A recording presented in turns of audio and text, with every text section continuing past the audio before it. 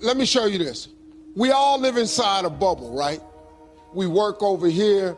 We go get our coffee over here. We go to this park over here. This is our favorite spot on the beach. We all live in this bubble. What you got to do to get the life that God wants you to have, you got to put more air in your bubble. Expand yourself. Take yourself out your comfort zone. If you stay in your comfort zone, that's where you will fail. Success is not a comfortable procedure.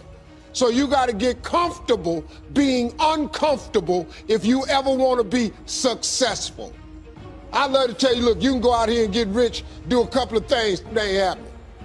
Now, like I was telling you before, if you want to be ordinary, you ain't even got to listen to me. If you think ordinary is cool, ain't no problem. But if you are sitting in this room and you have extraordinary aspirations, then you're going to have to do extra. It's no other way. But here's the fact. All of you have extraordinary capabilities. You have to decide if you are willing to do the things to put you in that category. Where have you been? Why are you here? And where are you going? You look at your life. You look at what you produce. Are you doing all you can do? Have you gotten comfortable? Are you procrastinating? Are you evading your own greatness? Is your life an adventure or is it boring? Where have you been? Where are you going with your life? What decisions are you making right now as you look into the future? You've got to use all your stuff. You don't know what else you can do. I didn't know I can do what I'm doing right now. You don't want to ever put yourself in a situation where you have a limited vision and you're only using a limited amount of your talents and of your abilities. And I'm suggesting that it's necessary that you get outside of your comfort zone. It's necessary that you develop some new relationships. It's necessary that you do reading, that you do research. It's necessary that you don't be satisfied with where you are. If you want to make it today, it's necessary for you to constantly look at ways of getting better. But the major key to your making things happen in your life is you. When I wanted to get on public television, you know, they told me, you can't do that. Let's be realistic. Come on, be logical. You don't have any college training. They're not going to put you on television. Give me a break. What people think about you and the possibilities for your dream is none of your business. The attitude is it can't be done because they haven't seen it. They're judging according to appearances. The people that are going to make it in the future, let me share something with you. History is being read, but it's also being written by people with imagination. This is how your imagination works. You got to grab this concept. It is impossible for you to think an impossible thought. You can't think something that ain't possible. You ain't that smart. So if it's in your head, you got to ask yourself, how did it get there? That's God showing you a preview of a coming attraction he has for you. The problem with most people is you think your imagination is hocus pocus. It's a preview of a coming attraction. It's just God showing you what he has for you. The problem people have is they tell their imagination to the wrong people. It's necessary you take responsibility for it. That you don't give up, that you don't take any objection or defeats personally, that you don't decide that I can't make it because you can't see the light at the end of the tunnel. And here's something you've got to resolve. See, as long as you're breathing, you got a shot at your dream. That's the way I resolve. Say this, please. It's not over till I get through. It's not over till I get over. Not over till I get what I want. You've got to have that kind of courage, that type of determination. If you want to make it happen, it's you. That you have got to own what it is that you want to do. If it's taking care of your well-being, if it's to create an economic renaissance, if it's just to take yourself to another level, you've got to make that happen.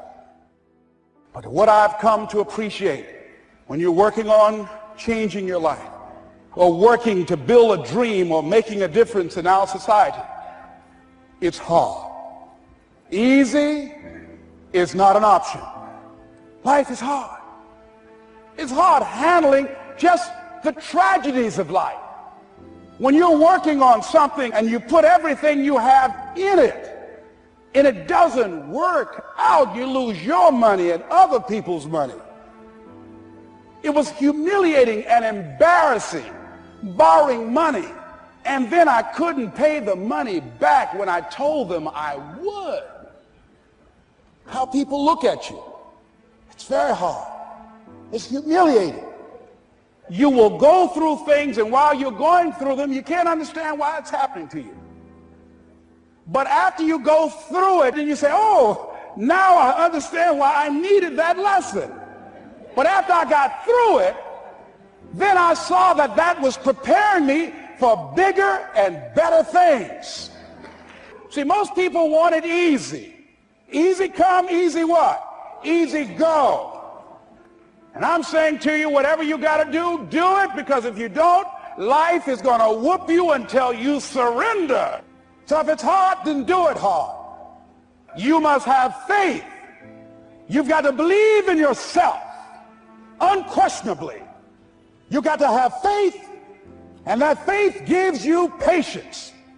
And not only that, but that faith and patience drives you into action.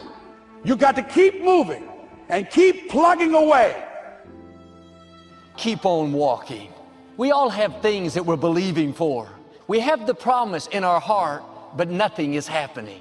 It's easy to get discouraged and think it's never going to work out. Thoughts will tell you it's too late.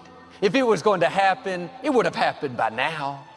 As you keep believing, keep doing the right thing, you're going to see things begin to change. Don't be frustrated because you're not seeing immediate results. What you're believing for is still on the way. Just keep walking. You can't go by what you see, go by what God promised you. My business is still slow. Keep on walking. These people at work are still not treating me right. Keep on walking. Now, I believe for many of you, you're about to walk into your healing. Walk into a great spouse, walk into abundance. As you keep walking, you're going to see God show out in your life. Are you missing your miracle because you're reasoning everything out? God is supernatural. He'll ask you to do things that you may not understand. God does things different ways. You have a unique anointing. You don't have to copy someone else, try to be what they are. Walk in your own anointing. Walk in your own calling.